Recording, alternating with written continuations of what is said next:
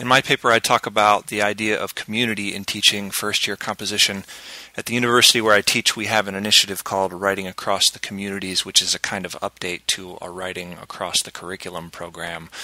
Ours is just an initiative at this point. It hasn't reached out across the entire curriculum, but it is more philosophical than curricular, and it kind of operates on the notion that we should focus in writing courses not just on the language needs that students will have once they leave our classroom, but also the languages and literacies that they bring with them.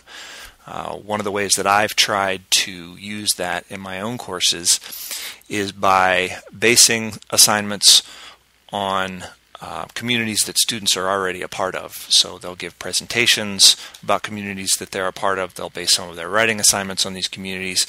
And what I find is that students really like talking about things that they already care about, and it invests them, I think, to a really positive degree on their writing. But I also want to acknowledge, and this is something that I did in my presentation as well, Joe Harris's criticism of the term community. He laments the fact that in composition studies, the term community has taken on this godlike status where it never means anything bad. It's always kind of this warm and fuzzy term, and there's really no countervailing opposing term.